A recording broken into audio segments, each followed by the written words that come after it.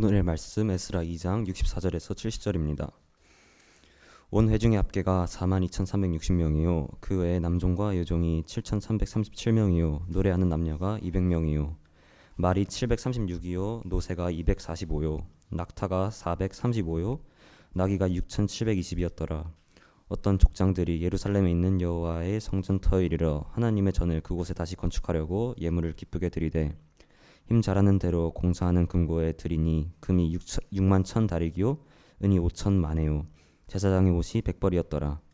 이에 제사장들과 레위 사람들과 백성 몇과 노래하는 자들과 문지기들과 느디님 사람들이 각자 성읍에 살았고 이스라엘 무리도 각자의 성읍에 살았더라.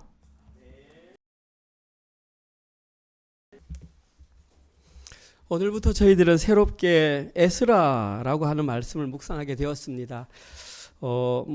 이것이 감사한 일이겠지요. 저희 은혜로 장로교회에 속해서 예배드리는 모든 분들은 6년이라는 세월에 걸쳐서 성경 66권을 다 한번 묵상하게 되는 놀라운 은혜가 있습니다. 오늘은 매일 성경 순서에 따라서 에스라서를 함께 묵상하게 되었습니다.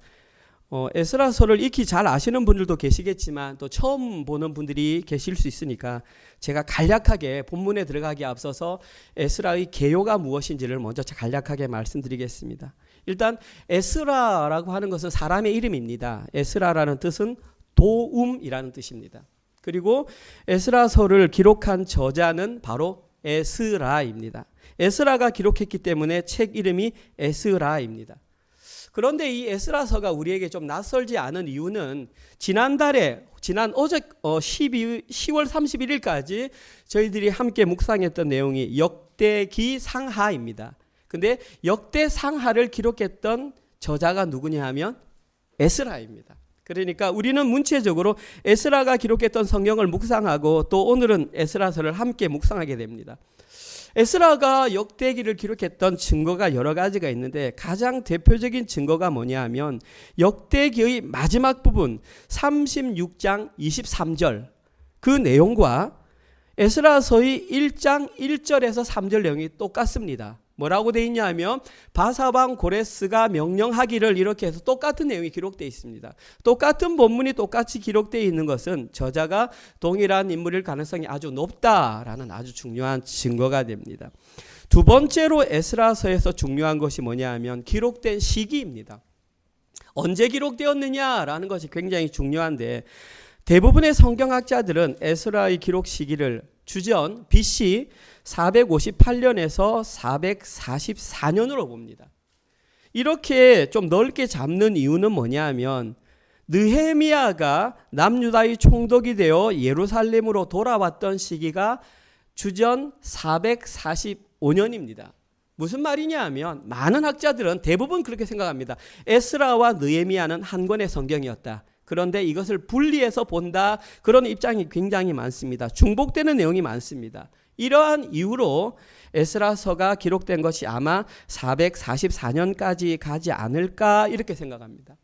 여기에서 저희들이 알 수 있는 것은 에스라서를 제대로 이해하기 위해서는 시기를 굉장히 중요하게 여긴다는 사실입니다.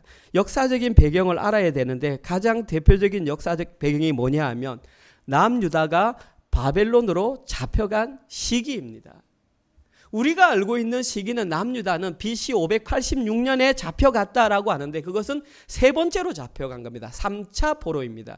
1차 포로는 언제 있었냐 하면 주전 605년에 여호야김이 다스리던 시대에 포로로 잡혀갔습니다. 성전의 기물도 가져가고 그때에 잡혀간 대표적인 사람이 누구냐 하면 우리가 잘 아는 사람 다니엘이 그때 잡혀갔습니다. 다니엘이 주전 605년 1차 포로 때 잡혀갔습니다. 두 번째 2차 포로는 주전 597년입니다. 이때 잡혀간 사람이 누구냐 하면 에스겔이 잡혀갔습니다. 두 사람 다 환상을 보고 예언을 했던 예언가들입니다. 마지막 세 번째 포로가 남유다가 멸망했던 주전 586년. 따라서 성경을 조금 이 에스라서를 제대로 이해하려면 1차 포로 605년, 2차 포로 597년, 3차 포로 586년 정도는 기억하고 있는 것이 좋습니다. 그리고 마지막으로 하나 더 기억해야 되는 것이 오늘 보면 에스라서 1장 1절에 기록된 고레스가 너희들은 돌아가라라고 말했던 것을 고레스 칙령이라고 합니다. 고레스라고 하는 왕이 명령을 내렸다. 그게 언제냐 하면 BC 538년입니다. 제가 BC 538년이라 말씀드리는 순간 여러분들이 탁 깨닫는 것이 그러면 이 에스라서는 그 당시에 기록한 것이 아니라 한참 시간이 지나서 기록한 거네. 왜냐하면 제가 말씀드렸듯이 기록한 시기가 BC 444년이라고 그랬는데 고레스 칙령은 538년이니까 약 90년에서 100년 정도 지난 이후에 옛날 일을 회상하며 에스라서를 적었네라는 것이 대충 상상이 되지 않습니까? 그리고 오늘 저희들이 함께 살펴볼 내용이 뭐냐 하면 1차로 고레스 칙령이 발표되었을 때에 고향으로 돌아온 사람들의 명단이 1절부터 70절까지 쫙 기록되어 있습니다. 성경에서 지루한 성경이 많이 있는데 가장 대표적으로 지루한 성경이 뭐냐 하면 사람 이름이 기록된 성경입니다. 예를 들어서 누가 누구를 낳고 누가 누구를 낳고 그러면 성경을 덮어버립니다. 오늘 본문도 마찬가지입니다. 한 번도 들어보지 못한 이름들이 쫙 70절까지 기록되어 있으니까 에스라서를 보통 읽을 때에 성경 통독을 할 때에 1장을 쫙 읽다가 2장에 사람 이름 나오니까 파스 3장으로 이렇게 읽는 것이. 그래서 대부분 이 에스라서 2장은 설교를 잘 하지 않습니다. 설교할 거리가 없거든요. 사람 이름 가지고 무슨 설교를 하겠습니까? 그런데 오늘은 이 본문을 통해서 어떤 사람이 돌아왔는지, 왜 그들은 돌아왔는지, 그리고 이 돌아오는 선택을 통해서 우리가 할 수 있는 인생 최고의 선택이 무엇인지 한번 살펴보겠습니다. 그래서 오늘 말씀 제목이 인생 최고의 선택입니다.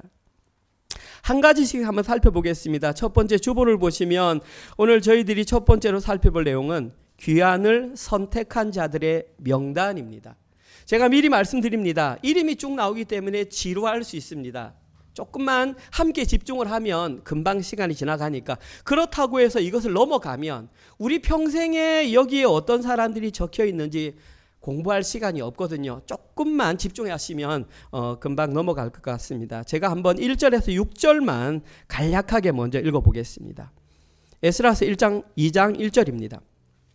옛적에 바벨론 왕 느부갓네살에게 사로잡혀 바벨론으로 갔던 자들의 자손들 중에서 노임을 받고 예루살렘과 유다도로 돌아와 각기 각자의 성읍으로 돌아간 자 곧 스룹바벨과 예수아와 느헤미야와 스라야와 르엘레야와 모르드게와 빌산과 미스발과 비구에와 르흠과 바나 등과 함께 나온 이스라엘 백성의 명수가 이러하니 바로스 자손이 2172명이요 스바디아 자손이 372명이요 바핫 모앗 자손 곧 예수아와 요압 자손이 2812명이요. 전체 다 읽으면 큰일 나기 때문에 제가 6절까지만 선별해서 읽었습니다. 지금부터 제가 말씀드릴 때에는 성경을 좀 펴시면 참 좋을 것 같습니다. 성경으로 따라오시면 지루하지 않습니다. 이 70절까지 기록된 이 명단은 전체 4부류로 나눌 수 있습니다. 한 덩어리, 두 덩어리, 세 덩어리, 네 덩어리로 나눌 수 있습니다. 여기에 해당하는 첫 번째 덩어리가 뭐냐 하면 남유다의 일반 사람들입니다. 그냥 특별할 것 없는 일상적으로 살아가던 사람들. 여기에는 두 가지로 분류됩니다. 먼저 2절에 기록된 그 이름이 몇 명이냐 하면 11명입니다. 2절에 기록된 이 11명은 누구냐 하면 그 당시 돌아왔던 백성의 지도자들입니다. 전부 다 지도자들입니다. 그리고 다 살펴볼 수 없으니까 가장 대표적으로 두 사람만 살펴보면 첫 번째 등장하는 지도자 이름이 스룹바벨, 두 번째 등장하는 지도자 이름은 예수아, 예수아의 다른 이름은 여호수아입니다. 스룹바벨이 누구냐 하면 2차 포로 때 잡혀갔던 여호야긴의 손자입니다. 여호야긴은 왕입니다. 왕의 손자니까 저 스룹바벨은 왕의 후손, 왕족입니다. 그런데 왜 돌아왔느냐? 페르시아 왕이 스룹바벨을 유다 총독으로 임명했습니다. 총독으로 돌아가서 너가 성전 재건의 책임자가 되어라. 그래서 스룹바벨이 가장 먼저 등장합니다. 그 뒤에 기록된 예수아는 여호수아인데 아론의 16대 후손입니다. 다시 말해서 제사장인데 포로에서 돌아왔을 때 첫 번째 대제사장이 된 사람이 예수아입니다. 다시 말해서 왕족인 스룹바벨과 제사장 가문인 예수아가 힘을 합쳐서 성전 재건을 했다. 그 11명이 저기에 이름이 기록되어 있습니다. 두 번째는 오늘 본문 2절 이하에 나오는 내용입니다. 3절에서 20절까지. 3절에서 20절까지 수없이 많은 이름이 나오는데 이 이름들은 딱 둘로 나눕니다. 첫 번째 3절에서 20절 사이에 나오는 이름은 누구냐 하면 가계별 명단입니다. 가계별이라는 것은 가족을 말합니다. 예를 들어서 이들은 자기가 어느 집안에 속해 있는지 명확하게 아는 사람들. 더 쉽게 말씀드리면 족보 가지고 있는 사람들. 갈 때부터 족보를 기록해서 우리는 어떤 집안에 누구야, 너는 몇 대 손이야, 그 족보를 계속 기록했던 사람들 명단이 20절까지 기록되어 있습니다. 그 다음에 21절부터는 다른 명단이 나와 있습니다. 이 명단은 지역별 명단입니다. 자, 이들은 족보는 없습니다. 그런데 자기가 어디 출신인지는 아는 사람입니다. 21절 한번 보십시오. 그들은 어디 사람이냐면 우리는 포로로 가기 전에 베들레헴에 살던 사람들이구나. 그 지역 사람들이 몇 명이요. 등등등 나옵니다. 25절에 보면 기랴다림이라는 지역이 나옵니다. 이 기랴다림은 우리가 알고 있는 기럇 여아림의 다른 말입니다. 우리는 기럇 여아림이란 말을 알지 않습니까? 그 위에 보면 베델과 아이라는 지명도 나오고 여리고라는 지역도 나오고 우리가 아는 몇몇의 지역이 나옵니다. 저 사람들은 그 지역에서 살다가 포로로 잡혀가서 돌아올 때 우리는 그 지역 사람이야. 그러니까 주민등록이 정확하게 된 사람들이다 이 말입니다. 이것이 첫 번째 부류입니다. 첫 번째 부류의 가장 큰 특징, 이들은 포로에서 고향으로 돌아올 이유가 분명히 있었습니다. 자기들의 소속이 분명하니까. 두 번째 부류에 해당하는 사람이 누구냐 하면 종교 지도자입니다. 오늘 본문에는 36절에서 42절이 종교 지도자들입니다. 이 부분 역시 둘로 나누어지는데 첫 번째 부분은 제사장들입니다. 제사장들은 예수와의 집 등등등 나오는데 몇 개의 자손이 등장하냐면 4개의 가문이 등장합니다. 놀라운 사실은 4개의 가문을 다 합쳐보니 4,289명입니다. 목사님 인원까지 알아야 되냐냐? 몰라도 됩니다. 제가 그냥 계산했습니다. 4개 가문을 합쳐보니 4,289명인데 이게 왜 중요하냐면 1차 포로로 돌아왔던 전체 인원이 몇 명이냐 하면 42,360명입니다. 자, 그러면 42,000명 가운데 4,300명이 돌아왔으면 전체 몇 분의 몇이 돌아온 겁니까? 10분의 1로 돌아왔습니다. 이 숫자는 어마어마하게 많은 숫자가 제사장들이 흩어져 있었지만 우리는 제사장의 후손이야, 언젠가는 돌아갈 거야 하고 돌아왔던 게 10분의 1, 엄청나게 많이 돌아왔단 말입니다. 두 번째로 해당되는 사람은 레위인들입니다. 오늘 본문에 보면 레위인들이 나와 있는데 그 레위인들은 단순한 레위인뿐만 아니라 성전에서 노래하던 찬양대원들 아니면 성전 문을 지키던 문지기들이 다 포함되어 있습니다. 그런데 생각보다 이들은 적은 숫자가 돌아왔습니다. 이것이 두 번째 부류입니다. 세 번째 부류에 해당하는 사람들은 43절에서 58절에 기록된 자들입니다. 이들이 누구냐 하면 성전에서 일하던 종들입니다. 이들이 지금 43절에서 58절에 기록된 모든 명단은 그들의 전직 직업이 종이었습니다. 종. 여기에도 다시 두 부류로 나누어지는데 첫 번째 부류가 느디딤 사람입니다. 오늘 본문에서 성도님들이 집중해야 될 이름이 바로 이 사람들입니다. 느디딤 사람. 아마 평생 처음 들어보는 이름일 수 있는데 이 느디딤이라고 하는 단어의 출발이 어디냐면 나틴이라고 하는 단어입니다. 몰라도 됩니다. 이 나틴은 어디에서 나왔냐 하면 나탄, 영어로는 give입니다. 주다라는 뜻이 나탄입니다. 그런데 오늘 본문에서 느디딤은 뭐라고 사용됐냐 하면 사역 수동형으로 사용되었습니다. 그러니까 영어로 한다면 is given, was given, 주어졌던 사람입니다. 그래서 글자 그대로 느디딤이라는 단어를 번역하면 이런 뜻입니다. 주어진 사람들, 드려진 사람들입니다. 느디딤이라는 이름 자체가 주어진 사람들, 드려진 사람들. 재미있는 것은 포로 이전에는 안 나옵니다. 지금 오늘 본문처럼 포로 이후에 나오는데 이들의 기원, 어디서 이 이름이 나왔느냐, 여러 가지 학설이 있지만 두 가지 학설이 가장 대표적인 학설입니다. 첫 번째 학설은 여호수아가 가나안 땅을 정복했을 때에 그 7 거민들 가운데 한 족속이 우리는 멸망당하지 않겠다 그래서 거짓말을 하고 항복한 자손이 있습니다. 어딘지 아십니까? 기브온 자손입니다. 그들은 우리는 전쟁하면 질 것 같으니까 미리 항복을 해서 살았습니다. 그래서 여호수아가 너희들은 성전에서 일을 해라. 그 사람들의 후손이 느디딤이다라는 학설이 1번 학설이고, 두 번째 학설은 뭐냐 하면 그들도 있지만 실제로 수많은 전쟁 가운데에 포로로 잡혀왔던 이방인들이 나는 성전에서 일하고 싶다라고 했던 사람들의 후손이 그들이다.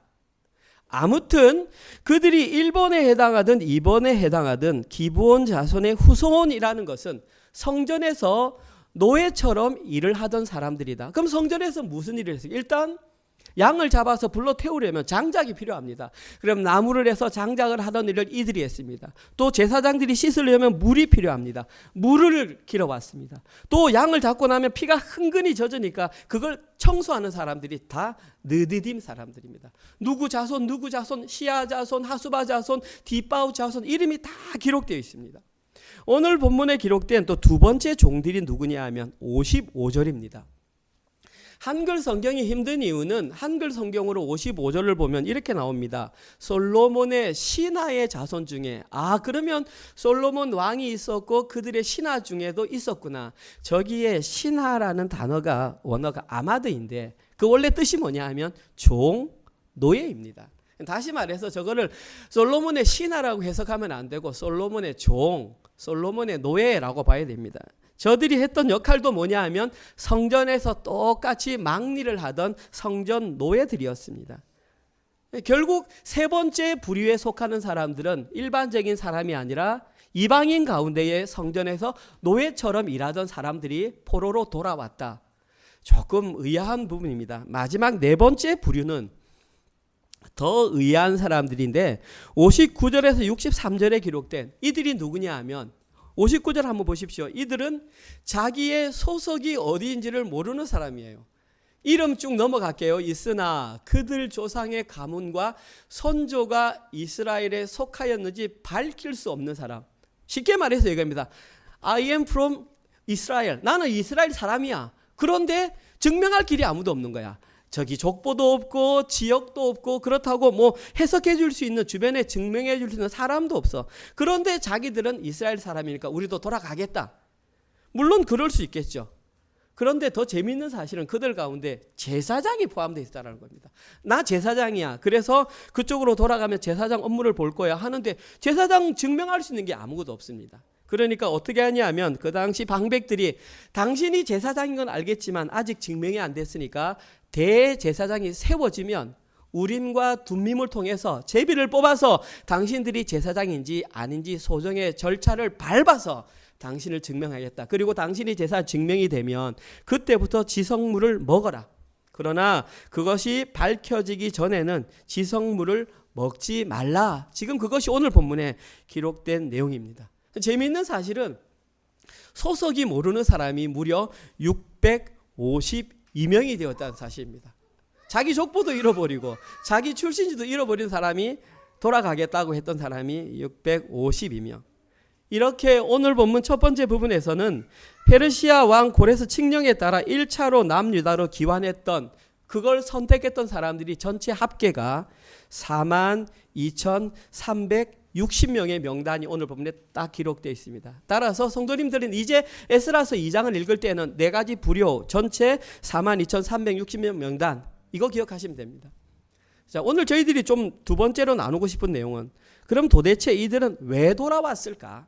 사실 오늘 본문의 핵심 내용은 왜 돌아왔는가입니다.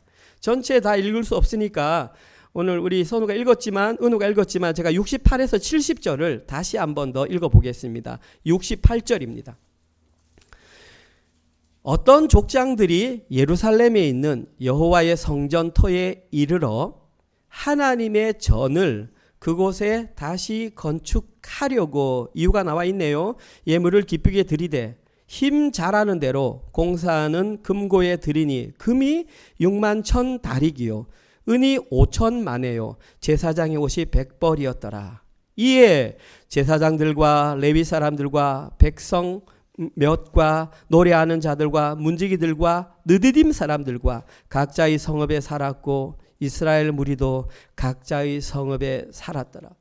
이들이 기환을 선택했던 분명한 이유는 68절에 정확하게 기록되어 있습니다. 오늘 보면 68절에 보면 이들이 돌아왔던 이유는 하나님의 전을 그곳에 다시 건축하기 위해서 돌아왔습니다. 쉽게 말해서 이들은 무너진 성전을 재건하기 위해서 고향으로 돌아왔다. 이것이 그들이 돌아온 이유입니다.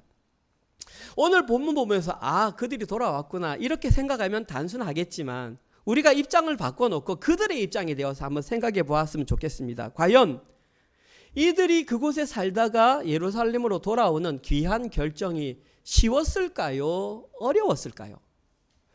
한번 생각해 봅시다. 일단 첫 번째, 그들이 포로기에서 살았던 시간이 일단 최장 1차 포로로 605년에 잡혀간 사람이 536년에 돌아왔다면 그들은 최장 70년을 머물렀습니다. 만약에 3차 포로로 잡혀갔던 사람이 들어왔으면 최장 50년입니다. 아무리 짧게 잡아도 50년, 길게 잡으면 70년. 우리는 이 내용을 잘 이해할 수 있습니다. 왜냐하면 우리는 이민자들이기 때문에. 한번 보십시오. 70년을 그곳에 살았다. 70년이면 세대로 3세대입니다. 보통 1세대는 30년으로 잡습니다. 당대. 2세대가 30년 잡고 70년 이후는 3세대입니다. 우리가 만약에 호주에 3세대를 정착하고 살고 있었을 때에 한국의 성전을 건축하러 가라. 과연 예스 하고 쉽게 갈 만한 일일까? 왜냐하면 생각해 보십시오. 정치적으로, 경제적으로, 사회적으로, 문화적으로, 언어적으로, 종교적으로 70년이면 충분히 거기에 토착화되어 올 수 있다. 쉽게 말해서 정착민으로 아주 안정적인 삶을 살고 있었을 것이다. 그런데 돌아가라 명령이 드렸으니까 모든 것 버리고 돌아가겠다. 이 결정이 과연 쉬웠을까? 그것도 종교적인 이유로 가서 성전을 세워라? 조금 의문이 듭니다. 두 번째 의문이 뭐냐 하면 바벨론에서 예루살렘까지 직선 거리가 지금 이 시대의 거리로 900km입니다. 그런데 이건 직선 거리고 만약에 사람이 걸어가는 길로 하면 약 1200km의 길을 걸어가야 합니다. 사람이 말을 이용한다고 할지라도 걸어가면 최소한 자기 짐을 들고 한 달 이상은 걸어가야 하는 길입니다. 그 한 달 이상을 내가 걸어간다? 사실은 이 모든 환경을 고려할 때에 그들의 고향으로의 귀한 선택은 결코 쉬운 선택이 아니었을 것입니다. 그럼에도 불구하고 그들은 고향으로 돌아왔습니다. 오케이, 그럴 수 있다. 그런데 한 가지 놀라운 사실은 그들이 고향으로 돌아왔을 때에 성경 건축을 위해서 내놓은 예물의 양입니다. 그들이 억지로 왔으면 안 내놓겠죠. 왜냐하면 70년 동안 내가 어떻게 이방인의 서름을 받으면서 돈을 모았는데 그걸 성전을 위해서 내놓겠느냐. 참으로 놀라운 사실 69절을 보면 이들이 내놓은 양이 다음과 같습니다. 금이 6만 1천 다리기요. 드라크마입니다.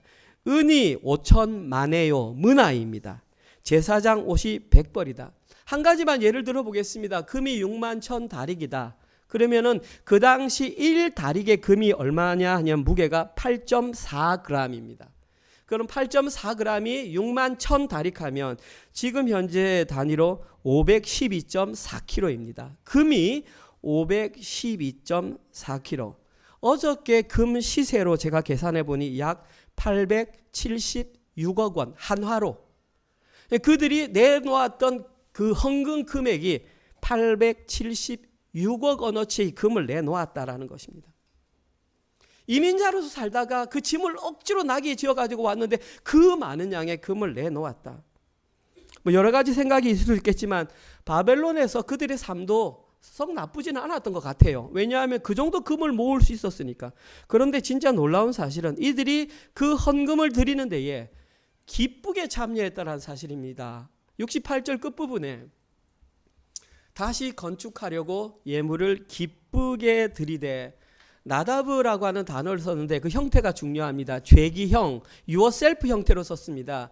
이것을 번역하면 이렇게 되겠죠. 스스로 자발적으로 참여했다. 그들은 누구의 눈치를 보거나 누구의 강압에 의해서 헌금을 한 것이 아니라 자발적으로 성전을 세우는데 그 정도 헌금을 내었다. 여기에 대한 증거가 69절 첫 번째 구절입니다. 어떻게 드렸냐 하면 69절입니다. 힘 잘하는 대로 드렸다. 아주 번역을 잘했는데 원어적인 뜻은 이 말입니다. 자신이 할 수 있는 최대한의 능력으로, 이것을 힘 잘하는 대로라고 번역했습니다. 자신이 할 수 있는 최대의 능력으로, 좀 쉽게 말하면 따로 남기지 않았다는 사실입니다. 자기 먹을 거 따로 남겨두고 요거는 헌금을 바쳐야지가 아니라 자기가 들을 수 있는 최고의 힘을 바쳤다.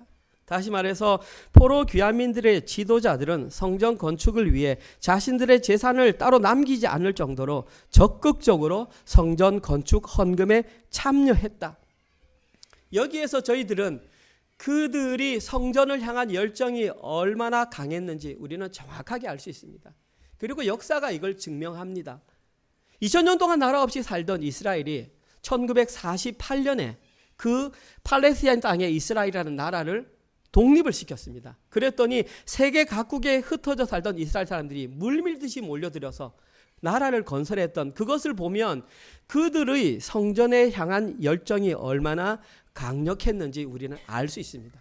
이것만 해도 우리는 충분히 설교거리가 됩니다. 그러나 오늘 본문에서 제가 여러분과 나누고 싶은 것은 이 다음부터 말하는 내용입니다. 이들이, 제사장들이, 일반 백성들이 이렇게 하는 것은 충분히 공감이 갑니다. 그런데 오늘 본문에 등록된 세 번째 부류의 사람들, 그들은 성전에서 노예로 살던 사람들입니다. 종으로 살던 사람들이 과연 이들처럼 성전 건축에 대한 열망이 강렬했을까요? 다른 사람들의 입장은 충분히 이해되지만 이들은 생각해 보십시오. 예루살렘으로 돌아왔습니다. 성전이 건축되었습니다. 이들의 직업은 성전 노예입니다. 성전 노예로 또 살아야 됩니다. 성전 노예로 살아야 되는데 이들이 돌아와서 그런 선택을 한다는 것은 사실은 쉽게 이해할 수 없습니다. 직접적으로 말씀드려서 그들은 유다에 돌아와서 성전이 건축되어 남유다에 살아간다 할지라도 성전 노예라고 하는 주홍 글씨를 지울 수 없는 자들이었습니다. 험한 일 해야 합니다. 그리고 뿐만 아니라 사회적 시선으로 따가운 시선을 받아야 되는 자들이 바로 이들입니다. 반대로 생각해 보면 오히려 이들은 바벨론에서 예루살렘으로 돌아오는 것이 아니라 바벨론에 남아서 이제 노예라는 신분도 세탁하고 재물도 좀 모아서 거기서 좀 뭔가 남들처럼 떳떳하게 사는 것이 우리가 생각하기에 훨씬 더 훌륭한 좋은 선택이었을 수 있습니다. 그럼에도 불구하고 그들은 과감히 남유다로의 귀환을 선택했습니다. 그러면 이들은 왜 남유다로의 귀환을 선택했을까요? 오늘 본문의 핵심 내용입니다. 저는 그들이 남유다로 귀환한 이유가 이것이라고 생각합니다. 그들은 하나님 나라의 백성이라는 정체성을 잃지 않고 싶었기 때문입니다. 다시 말씀드리겠습니다. 그들이 귀환을 선택했던 이유는 하나님 나라의 백성이라는 정체성을 잃지 않고 싶었기 때문입니다. 돌아와도 노예로 산다 할지라도 하나님 나라의 백성이라는 것이 바벨론에 떳떳하게 사는 것보다 더 소중하고 가치 있다라는 것을 확실하게 알고 있었기 때문에 이 선택을 했다라는 것입니다. 여기서 저희들은 한 가지 중요한 진리를 발견할 수 있습니다. 구약 시대에도 하나님의 나라는 이방인에게도 열려 있었다는 사실입니다. 그가 믿기만 하면, 하나님의 백성으로 믿기만 하면 이스라엘 백성이 아니라 할지라도 하나님 나라의 백성이 된다는 사실입니다. 이들은 그걸 알았습니다. 하나님 나라 백성이 된다는 것이 무엇인지 알았기 때문에 내가 비록 여기서 노예로 산다 할지라도 나는 돌아가겠어. 이렇게 질문하는 분들도 계실 것입니다. 목사님, 그러면 자기가 하나님 나라의 백성이면 그냥 바벨론에 남아서 나 하나님 나라 백성이야, 나 하나님 백성으로 사는 거야, 신분도 세탁하고 돈도 벌어서 살면 되지 않습니까? 라고 질문할 수 있습니다. 물론 당연히 그렇게 할 수도 있습니다. 그런데 이들이 구태여 그 선택을 한 것은 고레스 왕이 선포했던 칙령에 그 답이 나와 있습니다. 에스라서 1장 오늘 보면 2절과 3절에 고레스 왕의 칙령이 이렇게 나와 있습니다. 한번 같이 읽어볼까요? 시작.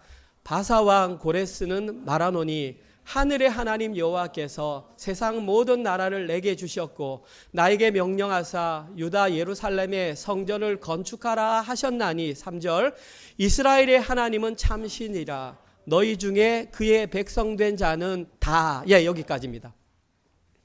이스라엘 하나님은 참신이라 고레스가 그렇게 말합니다. 너희 중에 포로로 간 사람 중에 그의 백성된 자는 다 유다 예루살렘을 올라가서 성전을 건축하라. 네가 진짜 하나님의 백성된 자이면 올라가라. 이것이 디폴트 값이라는 것입니다. 올라가는 것이 우선입니다. 남은 것은 차선입니다. 네가 하나님의 백성된 자 같으면 올라가서 성전 건축에 동참하라. 네가 비록 느디딤 사람이라 할지라도.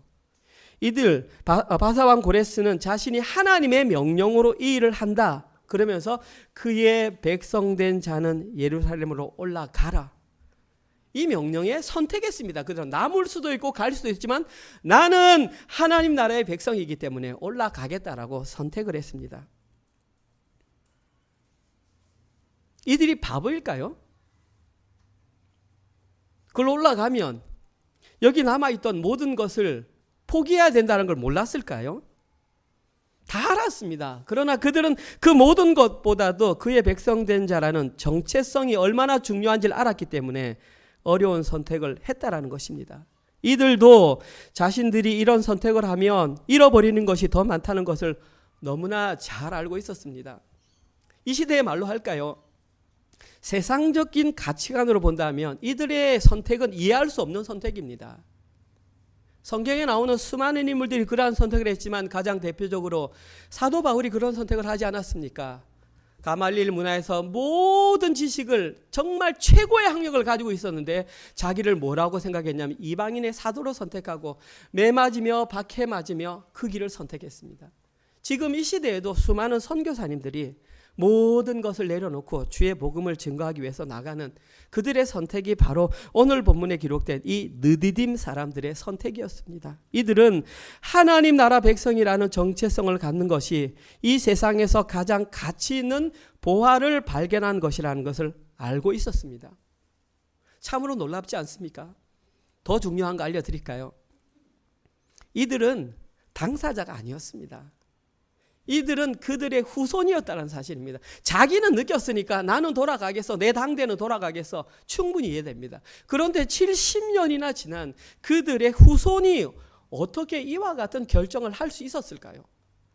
저는 그 이유가 단 하나라고 생각합니다. 부모님들의 가정교육입니다. 비록 우리가 여기서 과거에 노예로 살았지만 너희들은 하나님 나라의 백성이야. 이방인이지만 너희들은 하나님 나라의 백성이야. 그래서 70년 뒤에 만약에 이 일이 발생하면 너희들은 반드시 돌아가야 돼. 죽으면서 유언처럼 그렇게 남겼을 것입니다. 너희들은 하나님 나라의 백성이야. 만약에 예루살렘 성전 재건이 칙령이 발표되면 돌아가야 돼. 들었겠죠. 선택은 후손들의 몫이죠. 예, 알겠습니다 하고 아버지 돌아가시고 나면 안 하는 건 자기 선택이잖아요. 그런데 할아버지 죽고 아버지 죽고 3대의 손자가 지금 이 길에 나섰다라는 것입니다. 여기에서 저희들은 신앙교육의 중요성이 얼마나 부각되어야 하는지를 분명하게 알 수 있습니다. 쉽게 말해서 이 후손들은 자신들이 이러한 선택을 하지 않아도 아무도 욕할 사람이 없는 환경에 있는 자들이라는 것을 알았습니다. 만약에 성도님들 같으면 여러분들이 느디딤의 후손이라면 어떤 선택을 하시겠습니까? 우리의 선택은 이들과 같아야 합니다. 명확한 신앙이 전수되고 그 전수된 신앙이 자손들에게 흘러가서 그 자손들도 그와 같은 선택을 하는 것이 인생 최고의 선택인 것입니다. 사랑하는 성도님들은 지금 현재 이 땅을 살아가는 여러분들의 자녀들에게 인생 최고의 선택이 무엇이라고 가르쳐주고 있습니까?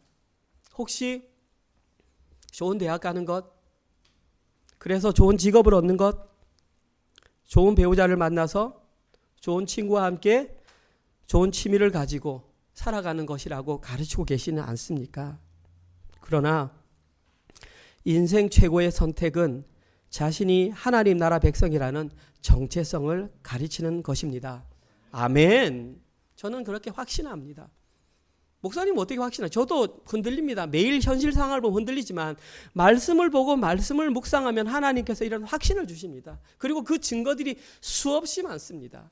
제가 여러 번 말씀드렸지만 한 사람의 예만 드리겠습니다. 그 사람의 이름은 조셉 헨리 데이비스입니다. 아시겠죠? 누군지. 조셉 헨리 데이비스는 호주 최초로 한국에 들어간 호주 선교사입니다.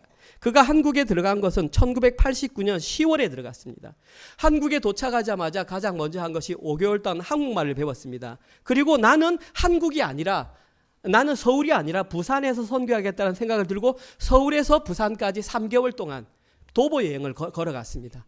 그런데 너무나 안타깝게도 그 환경이 너무나 10월 달에 도착했는데 쭉쭉쭉 내려와서 너무 힘들었는지 풍토병이 걸리고 말았습니다. 천연두가 걸려서 어렵게 부산에 도착했는데 도착한 다음 날 죽고 말았습니다. 한국에 온 지 6개월 만에 그냥 죽고 말았습니다. 참으로 허망한 죽음이지 않습니까? 뉴질랜드에서 태어나서 4세에 호주로 왔고 멜번에 정착해서 멜번 대학교를 졸업하고 학교의 교장 선생님으로 있다가 선교의 부르심을 받고 선교사로서 한국이라는 낯선 이방 땅에 와서 6개월 만에 죽고 말았습니다. 자신의 모든 것을 다 포기하고 놀라운 사실이 뭔 줄 아십니까? 이 선교사님의 죽음을 접했던 호주의 많은 젊은이들이 그 이후 오랜 시간에 걸쳐서 120명이 선교에 동참을 해서 한국, 특별히 남쪽 지방, 부산과 마산 지방에 기독교가 활성화되었던 것이 바로 이분이 흘리신 그 피로 말미암아 맺어진 결과입니다. 아깝지 않았을까요? 그의 젊음이 아깝지 않았을까요?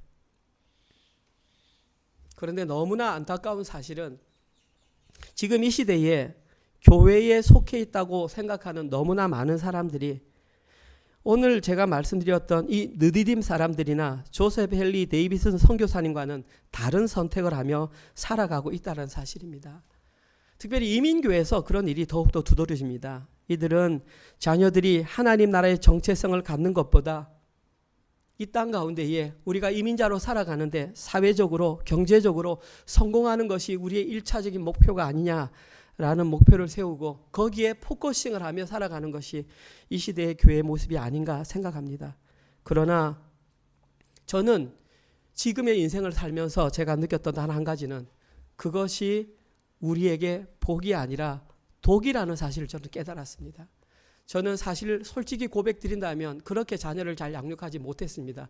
그런데 목사가 된 이후에 지금 제가 느껴지는 것이 내가 그렇게 잘못 가르쳤었구나. 그러나 남은 생애라도 우리의 자녀의 자녀들에게는 내가 그것을 올바로 가르쳐야 하겠구나. 그런 깨달음이 있었습니다.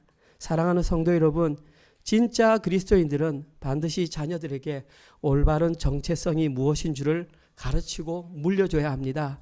이것이 우리가 할 수 있는 인생 최고의 선택인 것입니다. 오늘 설교를 마무리하겠습니다. 저희들은 오늘 아침에 눈을 뜨면서도 또 내일도 현실이 시작되면서 수많은 선택의 기로에 서 있습니다. 사소한 것부터 중요한 것 그리고 더 장기적인 것까지. 사소한 것은 오늘은 어떤 음식을 먹을까? 오늘은 어떤 옷을 입고 나갈까? 좀 더 중요한 것은 어떤 학교를 선택할까? 어떤 직업이 좋을까? 어떤 배우자를 만나면 좋을까? 좀 더 장기적인 것은 노후는 어떻게 준비하면 좋을까? 등등 수많은 선택의 기로 앞에 서 있습니다. 이 모든 선택의 상황 가운데에 가장 좋은 선택을 내릴 수 있는 방법이 무엇일까요? 그것은 우선순위를 바로 정하는 겁니다. 오늘 본문에서 느디딤 사람들과 솔로몬의 종들은 삶의 우선순위가 명확한 자들이었습니다. 그들의 최고의 삶의 우선순위는 하나님 나라의 백성의 정체성을 지키는 것이 가장 삶의 최우선에 있었습니다. 그들은 그것을 선택함으로 말미암아 자신들에게 어떠한 불이익이 딸지라도 그것을 선택하겠다라는 믿음이 있었습니다. 어쩌면 안락하고 편안한 현실을 포기해야 했고 평생 성전 노예라는 그런 주홍 글씨를 달고 살아야 했을 수도 있었습니다. 그러나 그들은 하나님 나라의 백성이라는 정체성의 가치를 알고 있었기에 이 모든 것을 감당하였고 감당할 수 있었습니다.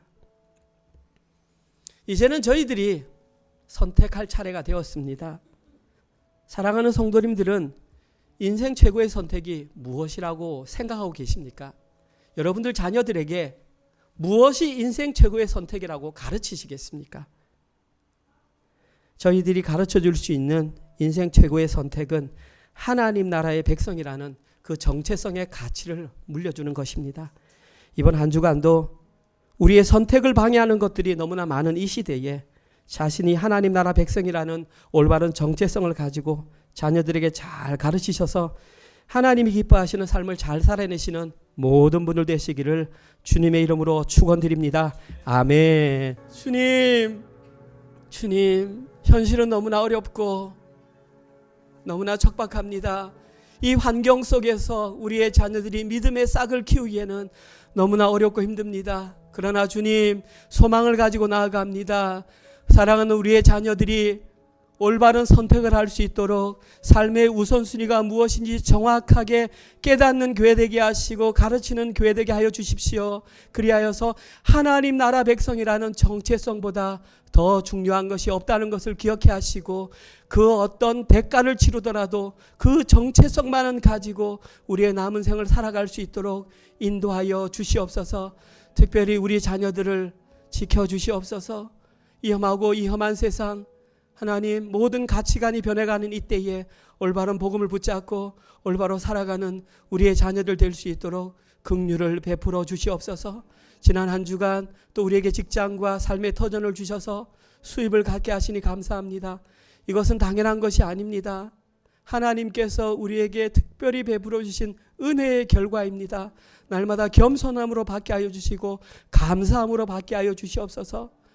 아무리 적은 헌금을 드린다 할지라도 그것이 우리 구원의 생명값임을 인정하며 두렵고 떨림으로 헌금에 참여할 수 있도록 은혜를 허락하여 주시옵소서.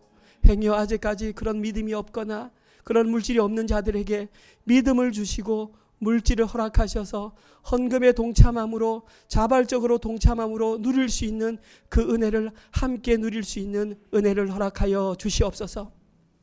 이제는 우리 주 예수 그리스도의 은혜와 하나님의 사랑하심과 성령님의 위로 교통 감화 깨닫게 하심이 이 땅 가운데에 인생을 살아갈 때에 인생 최고의 선택을 조금도 주저함 없이 선택하기로 결단하는 사랑하는 모든 은혜로 교회 성도들 머리 위에와 지금 이 시간에도 세계 곳곳에 흩어져서 주의 복음을 증거하시는 사랑하는 선교사님들과 그들의 사역과 그들의 자녀들 머리 위에 지금부터 영원토록 함께 있을지어다. 아멘.